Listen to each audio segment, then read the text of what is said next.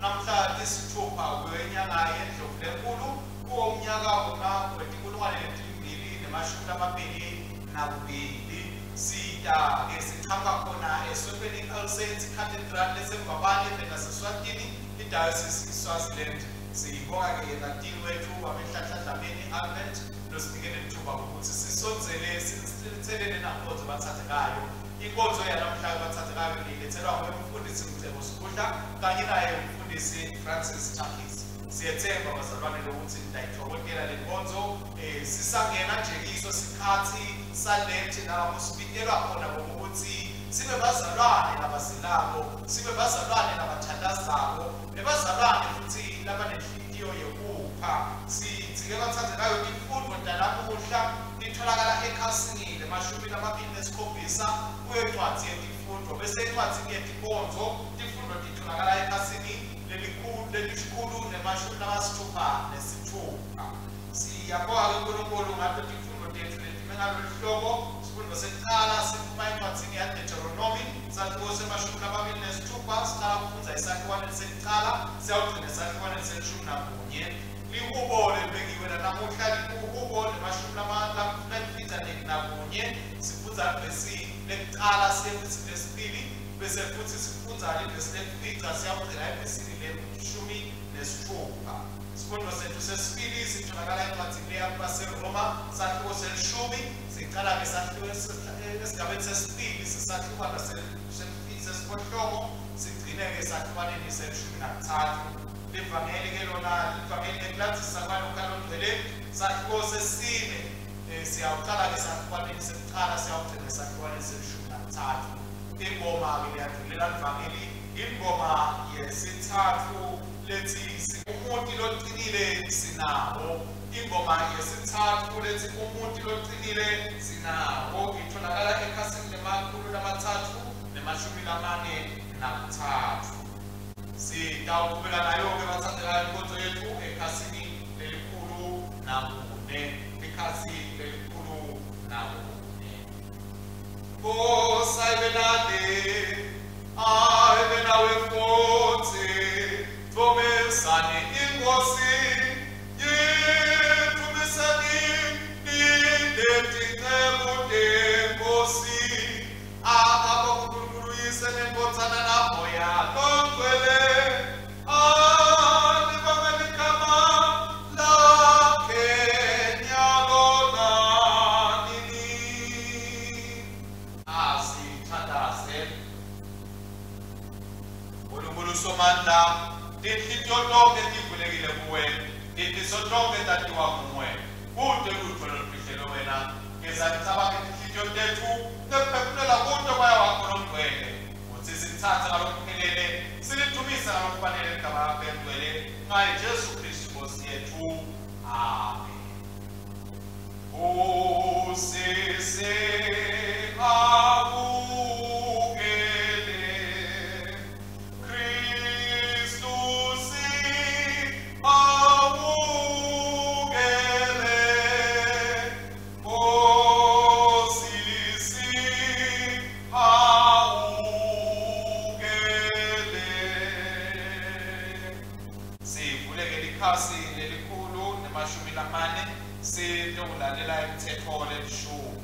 Likhasi lelikhulu nemashumi lamane.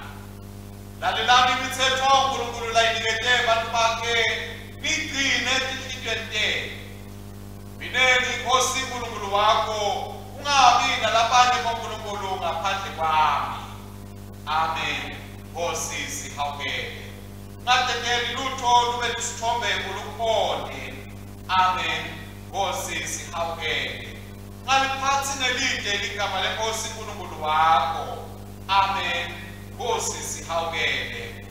Ulamsuku lweNkosi ulugcine lube ngcwele nemalanga lasithupha ekwenta umsebenzi wakho.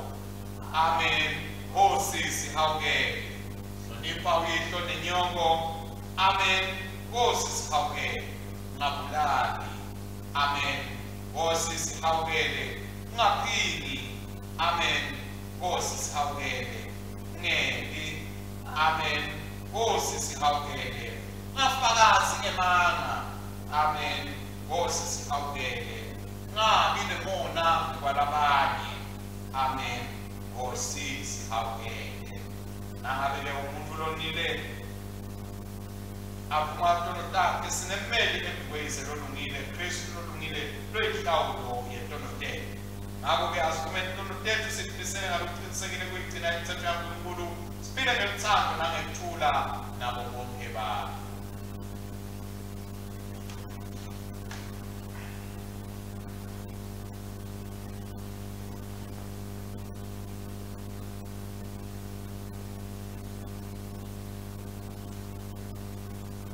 Asithandaze uNkulunkulu somandla baba wethu losezulwini siyatithoba siyavuma ukuthi sonile kuwe kulicala lethu sonile ngekucabangana ukukhulumana ngikwenda nangakwendi lokufanele sikwende ngenxa yenkosana yakho Kristu Nkosi yethu sithethelele konke lesekwenzile sele sikhone ekhamba lokusha kude ligama lakho lidunyiswe.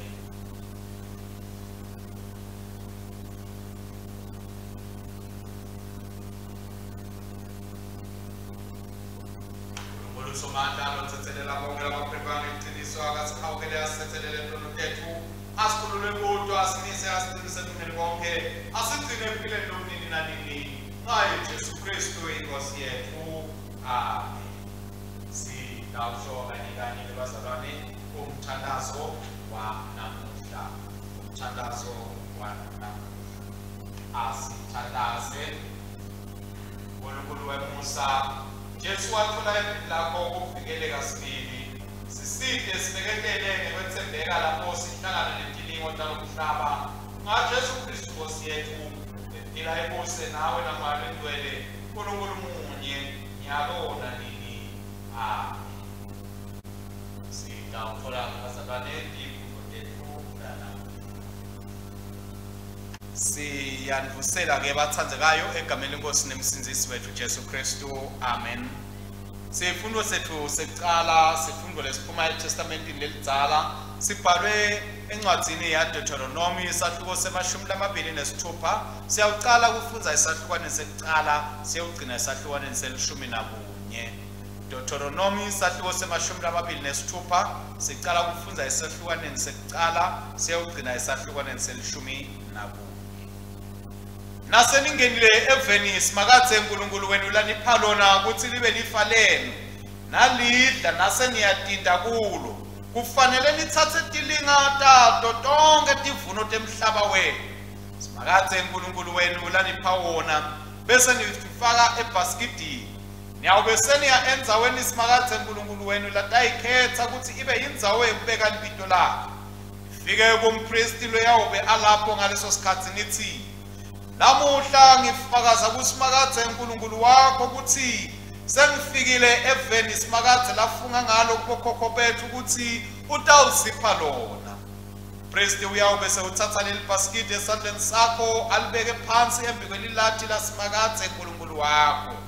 Uyawube sewuyamemetela embi kwasimakathe uNkulunkulu wakho uthi khokho wami abe ngumAramu labezulazula wehlela eGibhithe anebantu labambalwa wahlala khona kwade wanza waba sive lesikhulu nalesinemandla nalesinyenti kakhulu kodwa amaGibhithe asiphatha kabi asifisa buhlungu asendisa imisebenzi lematima sakhala kusimakathe uNkulunkulu wabo babe mkhulu simakathe wakuva ukukhala kwethu wakubona kuhlupheka kwethu nekushikashikeka kwethu kanye nekucizetela kwethu ngawo simakathe wasikhipha eGibhithe ngesandla lesinemandla nangengalo leyelulekile nekufuthumelisa lokukhulu nangetibonakaliso nangetimangaliso wasiletha kulendzawo wasipha lelive lelingcwele wasipha lelive leligcwele lubisi neluju lwetinyosi manje ke sengethula titselo tekucala temhlaba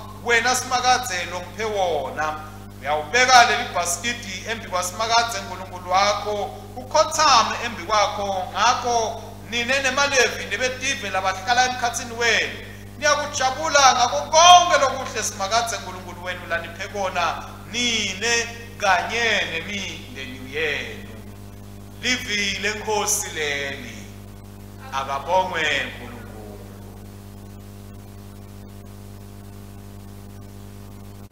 Sifundvo lesiphuma eTestamentini lelisha sibhalwe encwadzini leya kuba seRoma sahluko selishumi sicala kufunza enzimeni yesibili yesahlukowana sesiphohlongo siyogcina esahlukaneni selishumi nakuthathu. Kuba seRoma belishumi indzima yesibili yesahlukwana sesiphohlongo siyogcina esahlukaneni selishumi nakuthathu.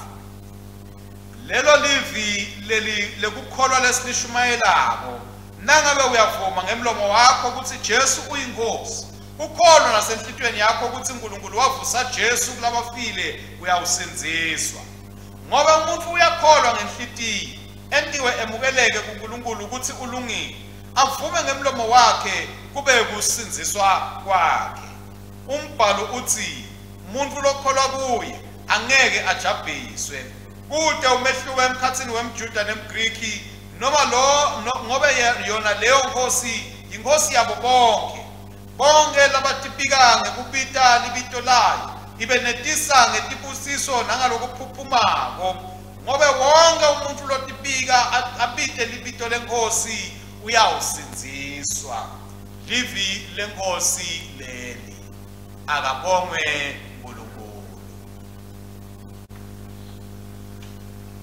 asithandazeni bazalwane bakwethu lengcwele egameni lenkosi nemsinzisi wethu Jesu Kristu. Siyabonga ngaleli sondo lekucala lalenti losipita ngalo simakadze ukuthi sisonzele site ukuthathwa bakwethu longcwele ukuthi sisangenelele lesi sikhathi sebuzila nekuthandaza nekuvala ivi lakho nekutihlola nekutilungisa kwangathi besingathola emandla Jehova wethu lomuhle lavela kuwe.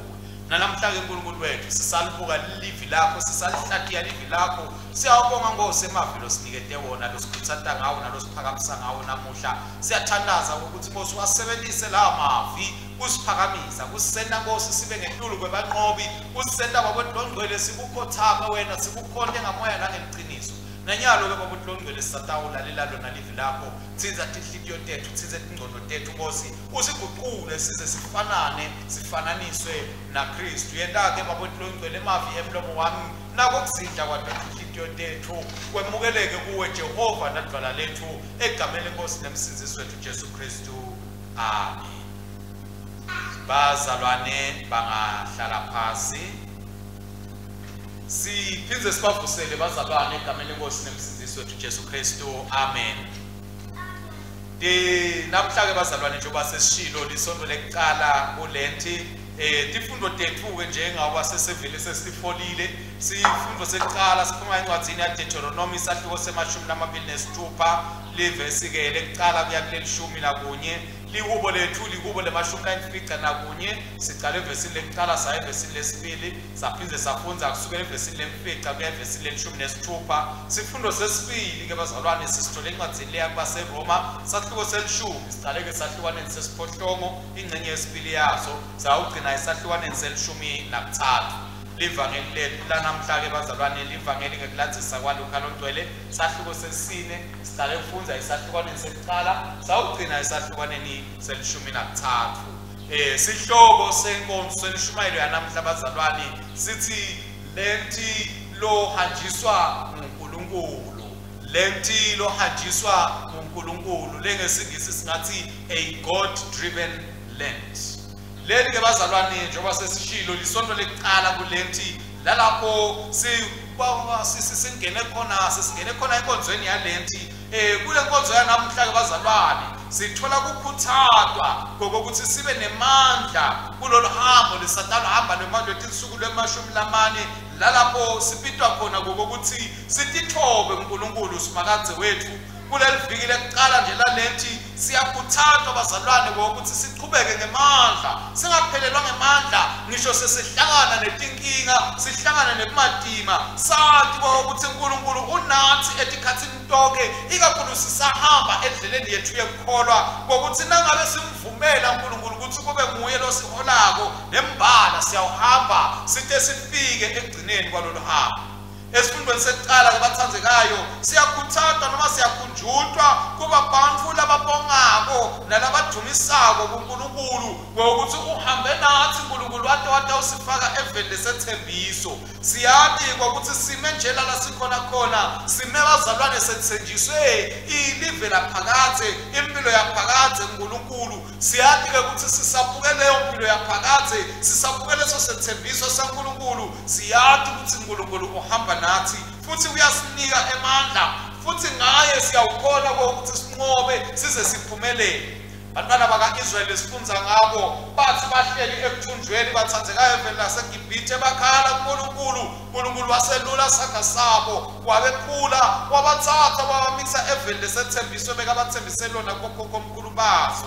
Uthi-ke uNkulunkulu bathi nasebafikile eveni lesethembiso ubhekile ukuthi bayawuletha embi kwakhe tithelo taleyo ndzawo ngokuthi sikutholile lokuhle lokuthokotisako kwale ndzawo siyakuletha kuwe babowethu naNkulunkulu wethu. Sithi nathi-ke bazalwane sibitele ukuthi sisalungisela ngokuthi uNkulunkulu ahambe nathi asikuletheni kubonga kwethu uNkulunkulu sisahamba kulesi sikhathi salethi bazalwane asadini ukuthi uNkulunkulu utawuhamba nathi njengoba ahamba nebantwana baka-Israyeli waze wayobafikisa ekugcineni. Sesicalile nje indlela yethu bazalwane yalethi yokuzila siyakhuthazwa ngokuthi asathi ukuthi uNkulunkulu sisathandaza sisazila utawuba nathi yonke indlela. Asingabuki emuva-ke bathandzekayo mhlawumbe sibuke kuva ukuthi hawu kudzala solokuthiwa uyabuya Kristu. Asiqhubekeni nje sibuke embili sititshele ukuthi uyabuya Kristu. Sibukile siphokophele kubuya kwakhe siyafuna ukuthi nakabuya sitholakale sibuye ngoba uNkulunkulu lo ethembekile tethembiso takhe utawutifeza. Kungenela indzaba yokuzila ke bazalwane nekuthandaza akusime lula ngoba kuyabida ukuthi umuntu akwadi ngokuthi atikhandle yena aphindze futhi atinikele ngalokweqile afake lele bathi ngesingisi ye-commitment bazalwane. Siyathi ke bazalwane ukuthi wahamba Israyeli naNkulunkulu wahamba ehlane wathi wayofika eveni lesethembiso. Nathi uNkulunkulu uyasethembisa ukuthi ngentela kulesikhathi sebusila kulesikhathi sekuthandaza sithi vele kwakathi sihamba ehlane uthi uNkulunkulu uyawuhamba nathi bazalwane asingabuki emuva kodwa asibukeni kuye asibukeni yena lo uNkulunkulu simethembe sihambe kanye naye ngoba yena uyawusihambisa size siyofika ekugcineni. Uma nje sitawutinikela kuye siphinde sitisonzete kuye njengaNkulunkulu. uNkulunkulu lo ngusumakazi uyawukhombisa ngokuthi yena uNkulunkulu kithi nathi nasikhombisa ngokuthi siyamethemba sikhombisa futhi ngokuthi sibantfu labephana kangakanani njengoba kusikhathi sekupha. Siyabona ke bathandzekayo ngokuthi tiyafika tintfo letifike tisikhubekise tifike tisende ngokuthi silahlekelwe ikhaphukhaphu kodwa uNkulunkulu uthi nasikhala kuye sitawathola emandla nasikhala kuye sitawuqonziswa ngoba siyamathi ukuthi yena uyawuba nathi kude besekugcineni kwalesikhathi salethi bathandzekayo enkosini uyawusiholela eveni lesethembiso lalapho siyawudla khona lunju nelubisi lolugeletako lwakamoya livi laNkulunkulu leliyawuseta ngokuthi sikhule kuye simethembe kakhulu kunakuqala ngoba uNkulunkulu lohlangabetana nato tonke tidzingo tethu sisahamba kulendlela sithe sifike ekugcineni. Asingakhinyabeteki ke bazalwane noma siphelelwe lithemba noma asingathole ukukhuthazeka kuze kufike ekugcineni kwalethi kodwa ukukhuthazeka kwethu akube kulokuqhubekako kuze kube kulolusuku lapho Kristu ayobuya khona tewulandza amakoti wakhe ngoba bazalwane sibitele ukuthi sibe singilabaqinile sisamkhonda uNkulunkulu sisamethemba uNkulunkulu sisamsebentela uNkulunkulu. Siyathi ke ukuthi nasitawukuma size sicine ekugcineni kwako konke siyawufika sesivela embikwesihlalo sakhe sebukhosi bazalwane siyethula imichele yethu siyibeka embi kwakhe endlela yokubonga ukuthi siyabonga Nkosi usigcinile kwaze kwaba la eBheneza uhambe nathi njengoba nje sithi lelenthi lena ayibe yilenthi leholwa uNkulunkulu ayibe yilenthi lehanjiswa nguNkulunkulu bazalwane sathi ukuthi utawusihola yena uNkulunkulu kuze bese gcineni lalapho siyawufika sesimbonga khona sithi inkulungwane nemakhulu eminyaka uhambile nathi Nkosi wasihola sathi safika eveni lesethembiso njengoba na Israyeli wapitwa ukuthi asafikile eveni lesethembiso athi lethe tithelo tekuqala kusimakatha liwubona namhlanje bazalwane liyasikhumbuza ukuthi thina phela siphephile ngoba thina sisikelelwe nguNkulunkulu thina sivikelwe nguNkulunkulu noba ngabe kulikhuni nematima lokunjalo sibhekana nalo siyathi ukuthi uNkulunkulu utawusisita asihole asiphumelelise ngoba yena usisekelo sethu ngoba yena usivikelo sethu ngoba yena ulithemba lethu ngoba yena ungumkhonzisi wethu ngoba yena ungumlosikhuthatako ngoba yena ungumlosipha emandla ngoba yena uNkulunkulu wethu lomusimakathe kude kubi lisho njalo lokho lokuyawufika bufinyelele bufike bube nemandla etikwethu ngoba yena uyawuthumela tingilosi takhe bokuthi tisibambe tisihole tisilonze tisigcine uyawukwenda ukuthi buso bakhe buhlale njalo kumamatheka etikwethu futhi uyawusikhulula asivikele lithi lelivi uyawuze asinikete impilo lenhle nalenze asiphe lekuphumelela kuphela nasitawuvuma kokuthi kube uNkulunkulu losiholako kube uNkulunkulu losicondzisako bazalwane siyaqhubeka ke encwadzini yabaseRoma siyakhunjutwa kokuthi asivume ngemlomo wethu sikholwe ekhathi enhlitweni kokuthi Jesu Kristu uyinkosi nemsinzisi ngoba ngikho khona lokho kusinziswa bazalwane sisaqhubeka kule ndzaba yalethi sisaqhubeka nekuzila nethandaza siyakhunjutwa kokuthi bazalwane sisisekelo sethu sivikelo sethu insinziso yethu inKristu Jesu yena losiholela ekuphileni kwaphakade longeke futhi aze asihlazise bazalwane siyavuma ke ngetinhlitiyo tethu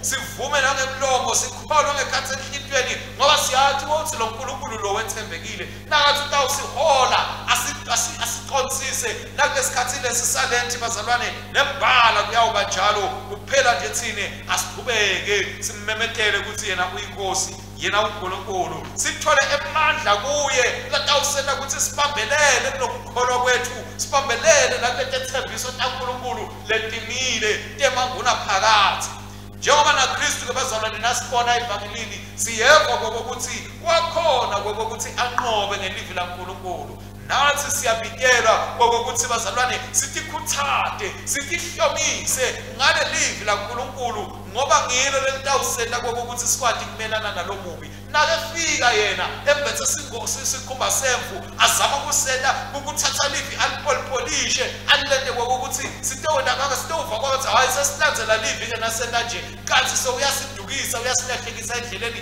nasilati livi siyakwati kulingisa Kristu sime sithi kubhaliwe ebhalweni ukuthi umuntu angeke aphile ngesikwa nje kuphela kodwa nakemavi ephila lavela uNkulunkulu siyakwati ukuthi lithi livi singamlingi uNkulunkulu wethu siyakwati ukuthi livi lithi asingakhonti lomunye ngaphandle kwakhe uNkulunkulu yedwa njengoba ke naKristu walingwa abazalwane ikhathi letiningi siyathi ukuthi nathi sisangenele kulesikhathi lesisalenti sitawulingwa uyawufika sathane asilinge ngetindlela letiningi afune kusiyekelisa kuzila kwethu afune kusiyekelisa kuthandaza kwethu afune kusiyekelisa hlala evini lasimakathe kodwa sithi angeke siyawuma siqine bathathekayo enkosini ngoba siyamati lomubi ukuthi usebenza kanjani afune kusiwisa afune kusisusa endleleni yaNkulunkulu njengaKristu siyawuma sithi sifuna ukuthi siphile sente lokungiko singakhuthati mhlambe tikhanuwo tenyama singafuni mhlambe nekushengetisa nekugabatisa kwemandla kaNkulunkulu kodwa nje abonakale sisebenza kiwo sihleli kiwo siphila kiwo singagabatiseli kokuthi mhlambe sesifuna ukukhombisa sathane noma sesilalele sathane ukuthi asigabatise sishengetise kodwa nakwenteka kwentiwe ukuthi sisemsebenzini waNkulunkulu sigijima siphambe siphethe umsebenzi waNkulunkulu bathandzekayo lesikhathi salenti siyabitwa ngokuthi asizile sithole emandla ethu uNkulunkulu asihlaleni siNkulunkulu sifune umusa waNkulunkulu losentikwethu ngoba yena siyathi ukuthi uyasinika emandla ekokuthi siqhubeke kule ndlela yekuzila kule ndlela yalethi nangabe sitawethemba kuye sisahleli silinzele ukubonakaliswa kwayo indodana yakhe Jesu Kristu ngelanga lekugcina lapho uNkulunkulu ayawubuya aphethe tonke tifo. Kwangathi lesikhathi salethi bazalwane salomnyaka singasenako ukuthi sibe bantu labaqinile ekukholweni.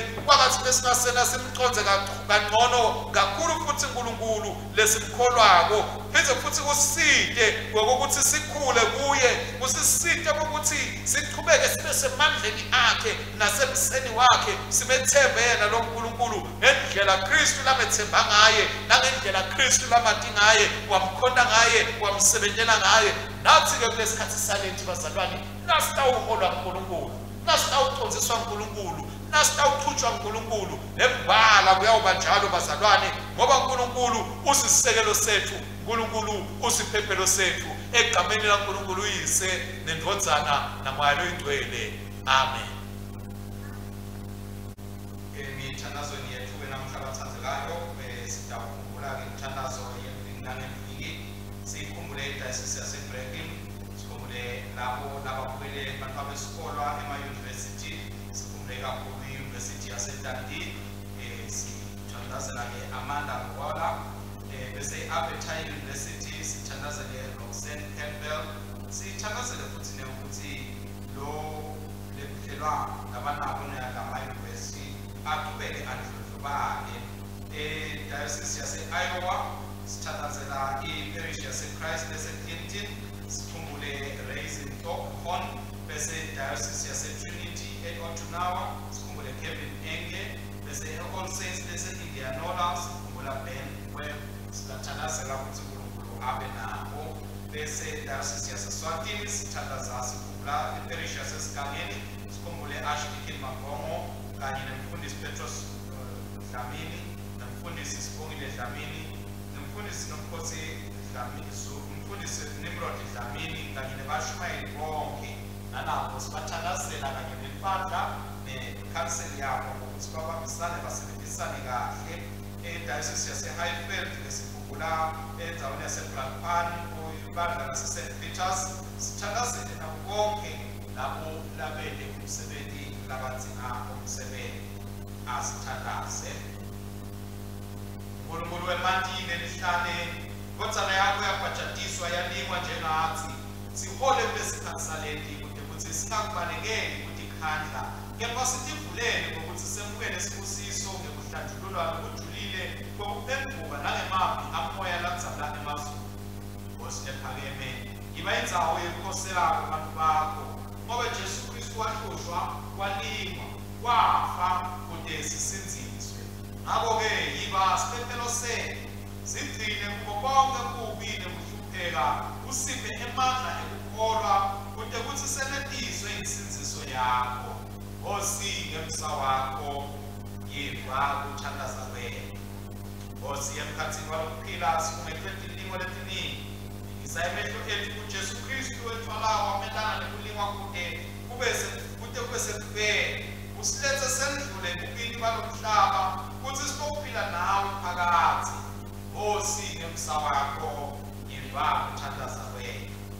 Baba losezulwini, indodzana yakho yanyathela inyoka, yasikhulula esonweni nasekufeni nekufa kwakhe esiphambanweni.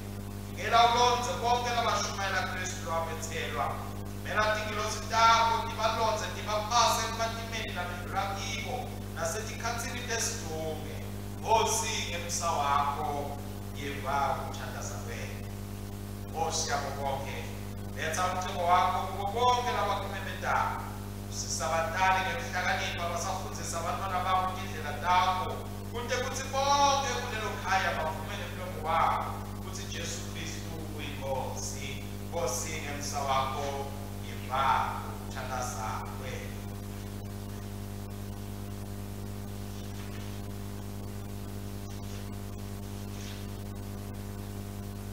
Nkosi yemsa wonke, uyabaphendula bonke labakhala kuwe. Yiva kuthandaza kwethu, sithandazela labo labasekudzingeni ukuphiliswa, kudududwa, ukuthathwa nakubuyisela. Yiba nabo esikhathini sempatima, ubasinzise ngokwemusa nangekwentando yakho. Nkosi ngemsa wakho, yiva kuthandaza kwethu. Nkosi wonke lokholelwa kuKristu Jesu njengenkosi angeke ajabhiswe. Hlanganisa bonke abantu bakho ngokuvuma ilizwi lakho lelingilo. Sitewukhululwa ekuphikiswaneni ngeqiniso lakho. Silethe sinenhlitiyo letiphendukako. Sitekwamukela umcebo lomangalisako wenkonzana yakho. Umtimba nengadi yakhe. Nkosi ngemsa wakho yiva ukuthandaza kwethu. Nkosi nkulunkulu sithandaza wena lo wengamela imibuso yonke yalomhlaba ngokwebusa nangekuthatha kwakho. Vikela bonke labasemagunyeni nalabasemandleni. Ubavikele ekuthenini sitha lesisathane lesibayeka ukuthi bakhe ubaphe emandla nemagunya echitha konke lokubi baphakamise lokuhle. Nkosi ngemsa wakho yiva ukuthandaza kwethu. Unkulunkulu somandla ngekukholwa moya longcwele inkonzana yakho yaholela ehlane bewulingwa ngenxa yethu ukuze sisenziswe. Sibe emandla lapho silingwa kude kuthi sifane naye ekulaleleni. Sifundzise kugcina evini lakho njengesikhali sethu lesisifikela kulo. Usungulwe emphefumulo watidalila abantu bakho ematsheni nasekuzileni endle. Sisende ukuthi sisemukele isimemo sakho sekuthi ayithandazelo ontonzile. Kuthi kulamalanga langamashumi-4 kuthi ngoxa kwethu kulole kulamlela linzili lebudlelwane lobugcwele nawe. Ukholiswe komela kwethu ematini ekuphila besipha wona kaJesu Kristu. Sithandaza ngaye yena loyo Jesu Kristu inkonzana yakho. Inkosi yethu lophila abuse nawe namoya lwendwele. Nkulunkulu munye nyalo naphakade. Amen. Bandla lawusukuma sitewuphela ukuthula.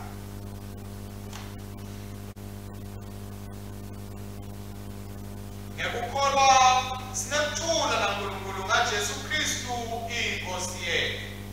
Thula Nkosi abe nathi ngesikhathi sonke. Abanzi. Uthula kwaNkulunkulu bazalwane abe nathi ngesikhathi salethi egameni lenkosi Jesu Kristu.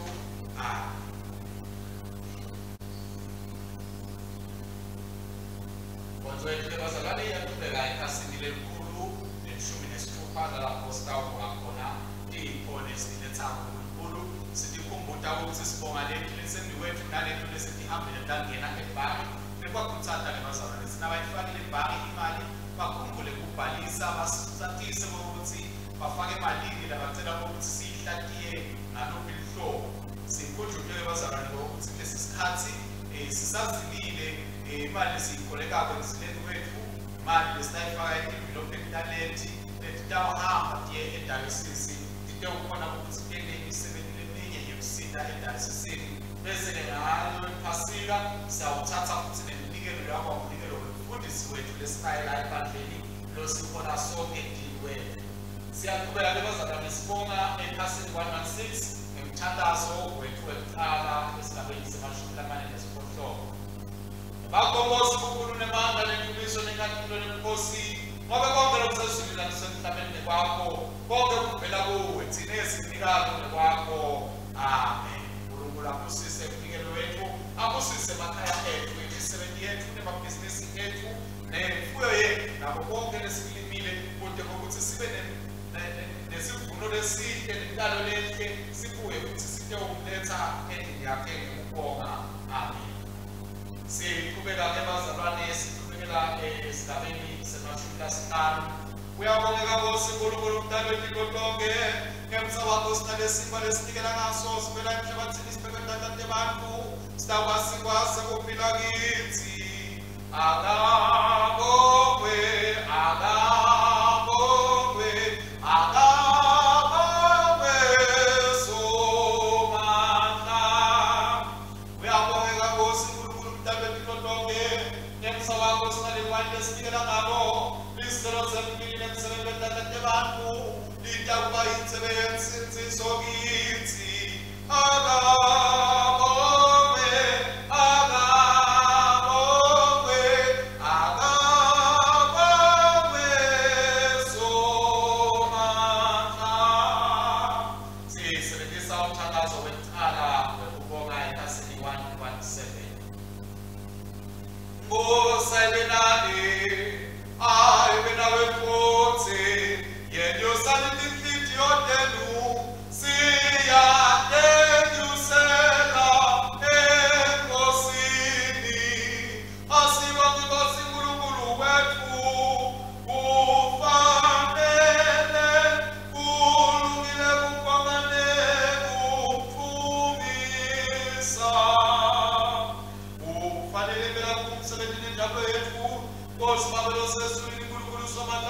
nanini. Siyabonga ngesikhathi sonke nasenzaweni lonke.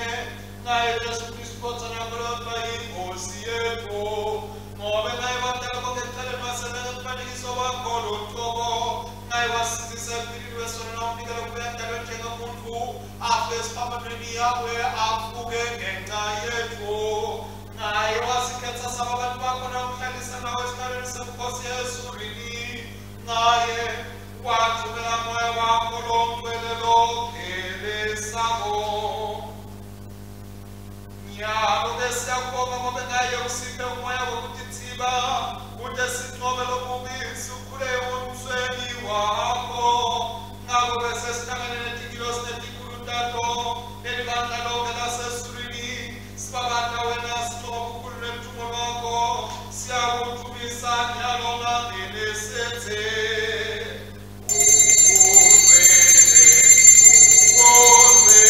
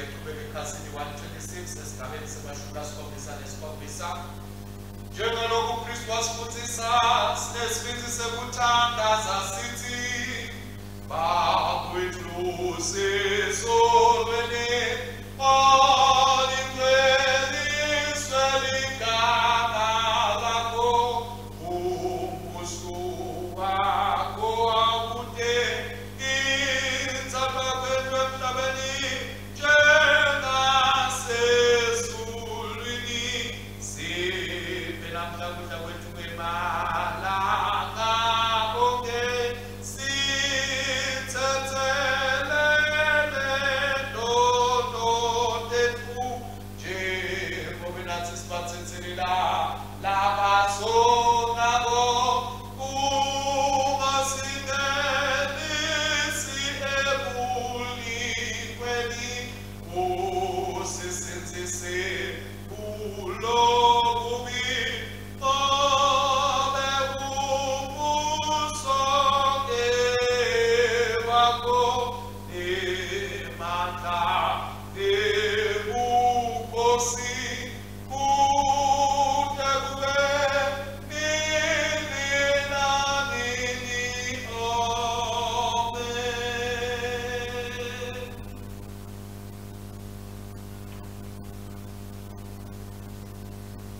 Bathandekayo enkosini lenzebe isivumelwano lesibukelako ayisho yini ihlanganyelo yenkathi Jesu Kristu Nkosi yethu nesinkwa lesisihlekulayo asiyo yini ihlanganyelo yemtimba wakhe na zilele sibanyekisi ngomtimba munye ngoba sonke sihlanganyela sinkwa sinye bana ya nkulunkulu wena lususa ndonode mhlaba bana ya nkulunkulu wena lususa ndonode mhlaba siyabukele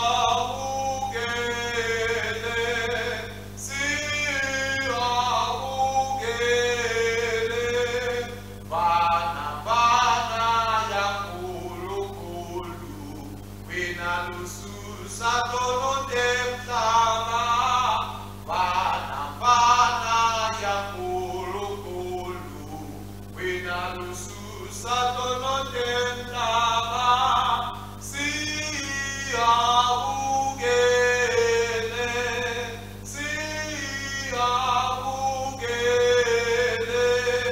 bana ya nkulunkulu wena lususa ndonode mhlaba bana ya nkulunkulu wena lususa ndonode mhlaba siphe kuthula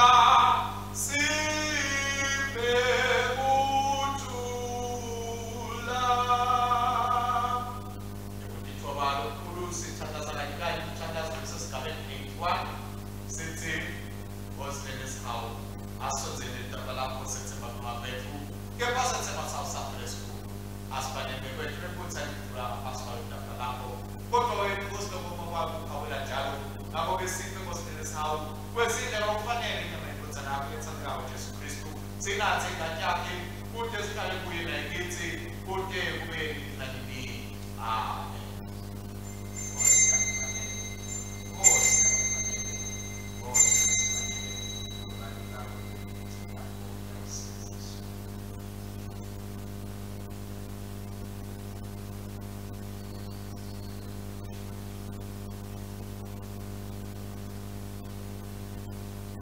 Bathandekayo enkosini simenyiwe Nkosi yethu Jesu Kristu singenile lesi sikhathi salenti lapho sipithiwa khona sipithoba khona sithandaza khona sinikela khona siyawukhumbula neminikelo lokhulu mhlatshelo lodwa Nkosi yethu Jesu Kristu esibambeni wanikelela ukuthi thine nawe sibe nokuphila lokuphakathi sonzelani bathandekayo sitobela umtima Nkosi yethu Jesu Kristu ukwesaba simakade ukuqala kokuhlakanipha ukwesaba simakade ukuqala kokuhlakanipha ukwesaba simakade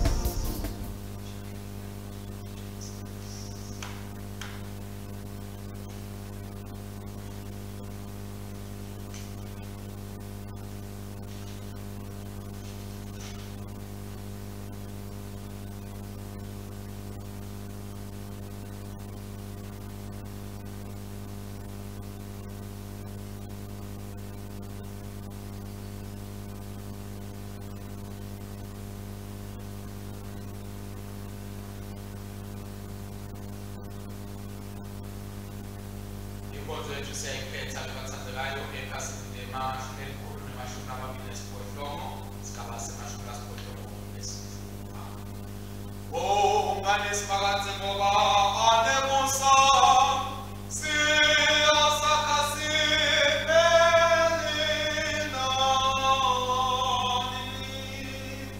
siphakathi uNkulunkulu omnikati wamandla wonke siyabonga ngoba nefihlakalo lentwele usondile ngemtimba nenkathi yenkodzana yakho usindisi wethu Jesu Kristu nangesigcina ngomso wakho empilweni wayo inkodzana yakho lwenhlangano yabo bonke labakholwako.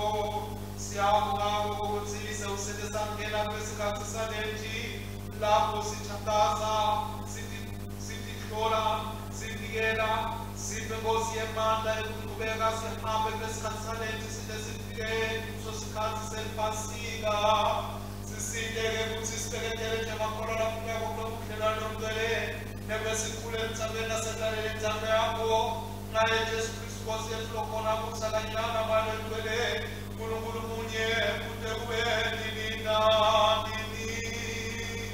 Amen.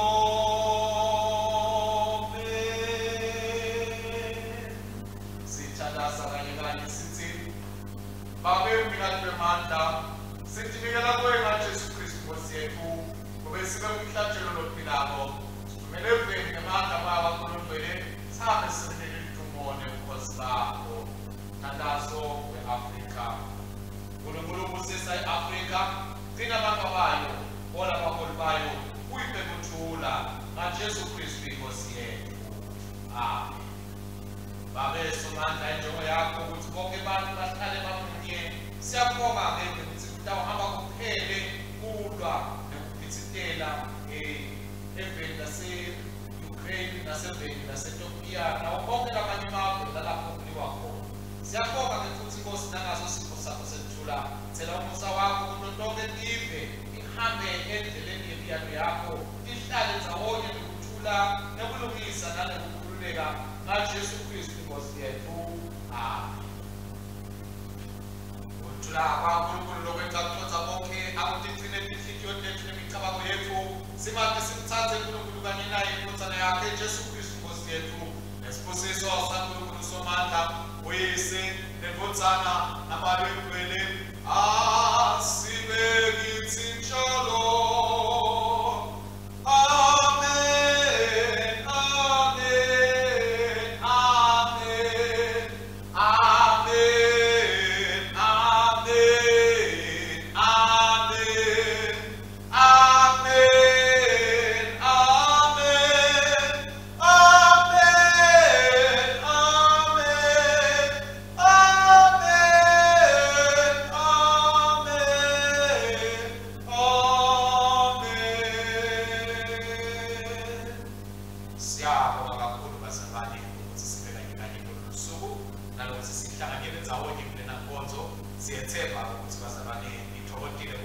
nathi neyokuthi nithintekile nakhiyeka futhi emoyeni nasempilweni.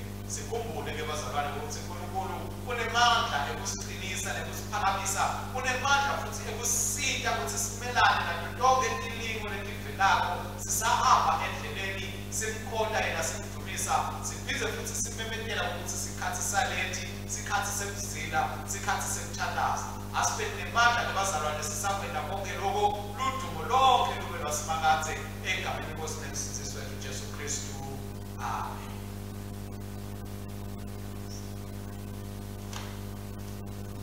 Hambani ke ngekuthula nangemthando niyosebenzela inkosi egameni likaKristu. Amen.